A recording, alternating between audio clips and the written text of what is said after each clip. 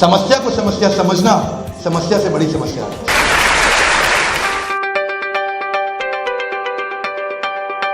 Hey, welcome back. I'm Vivek Bindra. I'm an international motivational speaker and a leadership consultant, CEO, coach. आप सबका बहुत बहुत स्वागत है। आज एक बड़े ही अद्भुत टॉपिक पे मैं लेके जा रहा हूँ आपको। ये जर्नी जिसके बारे में बहुत लोगों ने मुझसे पूछा, और वो टॉपिक है how to achieve all your goals. आप कोई भी गोल सेट करें, उसको अचीव कैसे करना है, उसको 5 स्टेप्स में मैं शेयर करने वाला हूँ। 5 steps to achieve all your goals. मैंने पूरी किताब एक लिखी है, वो किताब जल्दी पब्लिश होने वाली है ब्लूम्सबरी पब्लिशर्स के साथ में। I have authored about 10 high power motivational books. आप कई किताबें मुझे खरीद के पढ़ सकते हैं, फ्लिपकार्ट, अमेजॉन, सभी जगह मिलती हैं। तो मैं शेयर करने जा रहा हूं 5 steps on how to achieve all your goals. और पहला स्टेप क्या है? You got to actually hold on to a conscious goal. Your goal statement has to be a very very consciously created goal. How to make a goal is not what I am going to discuss right now. What I'm going to discuss right now, that's my other video, you can see that. My discussion is hold on to a conscious goal. When you want to achieve your goal, you've got to hold on to the conscious goal. Your problem is not that you don't have a goal. Your problem is very frequently you change your lot of goals. जब आप कोई गोल नहीं achieve कर पाते, you change your goal. Don't change your goal, change the strategy. अपने लक्ष्य को ना बदले, अपने तरीकों को बदलें। करना क्या है?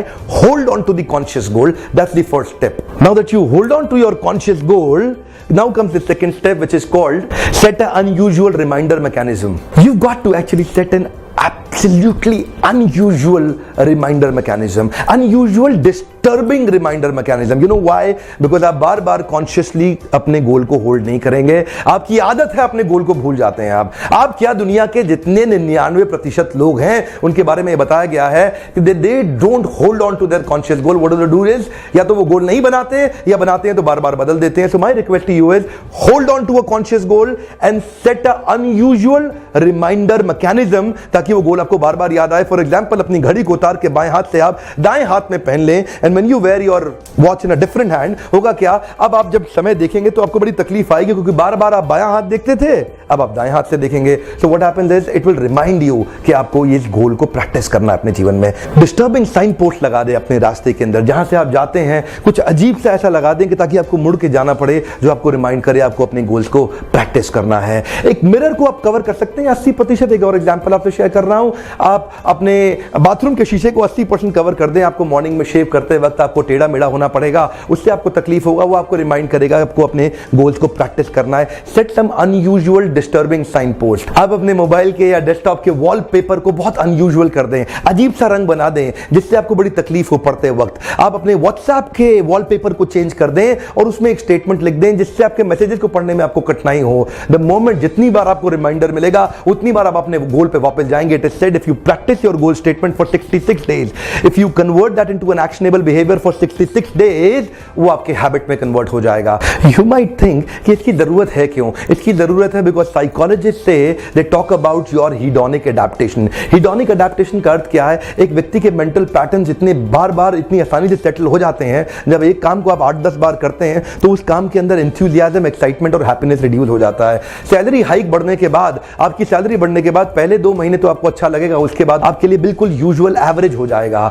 इसी प्रकार कई बार देखते हैं, हम नया कपड़ा लेके आते हैं, नई गाड़ी पहली सैलरी से खरीद के लेके आते हैं, पहले 2 महीने तो अच्छा लगता है, उसके बाद सब सेटल हो जाता है। ये law of diminishing marginal utility के अंदर इकोनॉमिक्स में भी हम 12th स्टैंडर्ड में पढ़ते थे, जो बार बार आप यूनिट को कंज्यूम करते हैं तो यूटिलिटी डिराइड उसमें कम होती जाती है। आप गुलाब जामुन पहला खाएंगे अच्छा लगेगा, दूसरा खाएंगे ठीक लगेगा, तीसरा खाएंगे ठीक ठाक सा लगेगा, लेकिन 8वें 10वें गुलाब जामुन को खाने में आपको बड़ी कठिनाई आएगी। तो हीडोनिक अडैप्टेशन को अगर आप पार कर सके, उसको सरपास कर सके, और उसका उपाय क्या है? पहला स्टेप था hold on to the conscious goal, और सेकंड स्टेप रिमाइंडर बार बार दीजिए उस गोल को, ताकि आप एक्साइटेड रहें उस गोल के लेके। अभी आएगा तीसरा स्टेप। इसके अंदर आपको टाइमलाइन निर्धारित करना बहुत आवश्यक है। स्टेटमेंट बड़ा सिंपल है जिसको आपको भरना है। I will do what by when. Hey come on, one more time.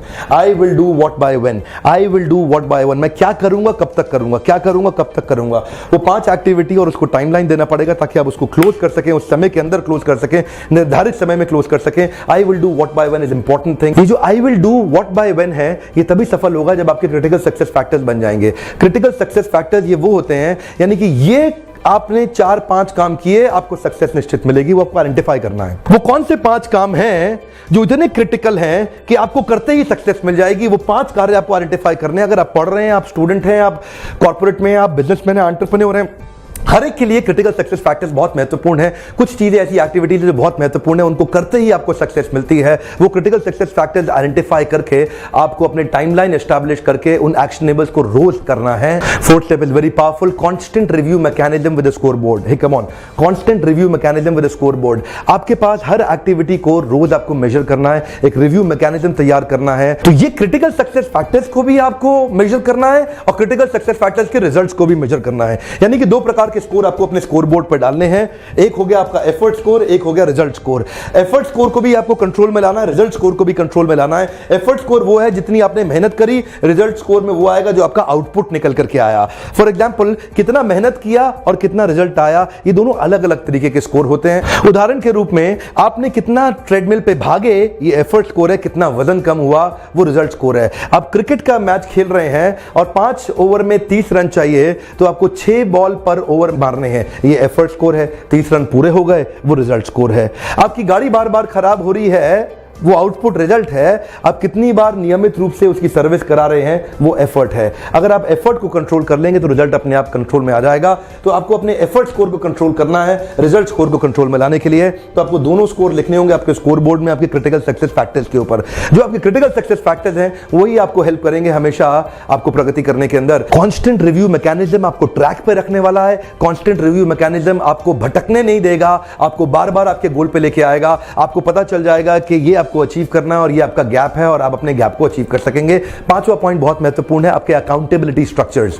आपको किसी ना किसी के प्रति अकाउंटेबल होना बहुत महत्वपूर्ण है। किसी के प्रति अकाउंटेबिलिटी, किसी के प्रति जवाबदेही, किसी के प्रति आंसरेबिलिटी इज इंपॉर्टेंट। अगर आप किसी के प्रति जवाबदेह हो जाएंगे, उसको हर हफ्ते आपको, वो आपका दोस्त हो सकता है, आपका मेंटर, आपका कोच, आपका बॉस, आपका हमसफर, आपका साथी, कोई भी हो सकता है जिस पे आप विश्वास रखते हो, जिसके ऊपर आपको कॉन्फिडेंस हो, जिसको आप अपनी पर्सनल बात शेयर कर सकते हो। तो अपनी लाइफ में एक मेंटर जरूर ढूंढिए। हर एक व्यक्ति की लाइफ में मेंटर होना बहुत जरूरी है। तो किसी व्यक्ति के प्रति आपको अकाउंटेबल होना पड़ेगा, जिसको जाकर के आप अपना रिव्यू स्ट्रक्चर और अपना रिपोर्ट शेयर कर सकते हैं। पहला रिव्यू खुद करेंगे और दूसरा रिव्यू उससे कराएंगे। फॉर एग्जांपल, सैटरडे तक आपने रिव्यू कर लिया, संडे को आप उनके साथ में डिस्कस करेंगे। हर हफ्ते आपको आधे घंटे के लिए किसी एक व्यक्ति के पास अपना अकाउंटेबिलिटी स्ट्रक्चर के साथ में उसको रिपोर्ट करना होगा। कॉर्पोरेट वर्ल्ड में मेरा एक्सपीरियंस है, बहुत से कॉर्पोरेट में मैं प्रोग्राम्स करता हूं, leadership development, leadership in pipeline, succession planning, talent के प्रोग्रेशन पे काम करता हूं, कैसे टैलेंट को आगे बढ़ाया जाता है। Listen to me sir, accountability का कोई मुकाबला नहीं है। जब आपके पास जवाबदेही होती है, जब आपको पता है कि एक व्यक्ति है जिसको आपने सैटरडे को जाके पिछले हफ्ते का कमिटमेंट लेवल, अचीवमेंट लेवल का रिपोर्ट देना है, आपने उसको बताना है कि पिछले हफ्ते आपने क्या किया, आपने अपना एक रिपोर्ट कार्ड उसको जाके शेयर करना है, तो आप शर्म के मारे करेंगे।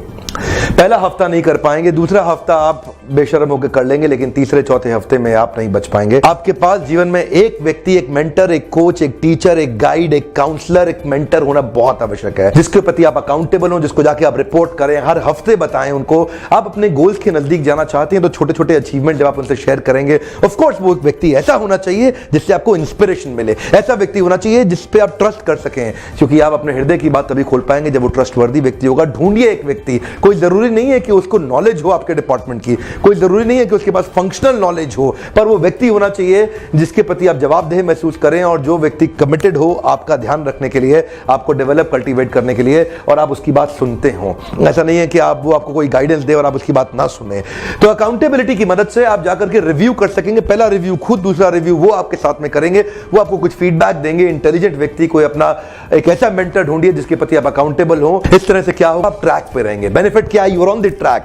आपका प्लान वर्सेस एक्चुअल आपके सामने होगा। ये प्लान किया था, ये अचीव किया, 10 में से 3 पे आप थे, 10 में से 7 पे पहुंचना चाहते थे, लेकिन 4 पे ही पहुंचे, 5 पे ही पहुंचे। एक रिव्यू, एक मैट्रिक्स के साथ, एक नंबर के साथ आप करेंगे। दुनिया भर के कॉर्पोरेट्स अपने आप को रोल होल्डर कैपेबिलिटी इंडेक्स के साथ इसी तरह ग्रो करते हैं। तो आज प्रोग्राम लगभग हिंदी में था, पर इस तरीके के और लीडरशिप वर्कशॉप में इंग्लिश में बहुत करता हूं, रेगुलरली करता हूं, ओपन हाउस भी करता हूं जहां आप आ सकते हैं। मैं वीडियोस आपके लिए छोटे छोटे बनाता हूं। ऑफ कोर्स डिटेल में करना चाहते हैं आप सब्सक्राइब करिए, ओपन हाउस वर्कशॉप में आइए, डिस्काउंट्स के लिए अप्लाई करिए, हमारे वेबसाइट पर जाइए जहां काफी इंफॉर्मेशन है, जिसमें आप एक अगर एंटरप्रेन्योर हैं, अगर आप ग्रोथ चाहते हैं अपनी लाइफ में, तो लर्निंग पे पैसा जरूर इन्वेस्ट करिए अपने जीवन में। वीडियो देखने के लिए बहुत बहुत धन्यवाद। अगर आपको अच्छा लगा, किसी और को फायदा हो तो शेयर भी कर दीजिएगा।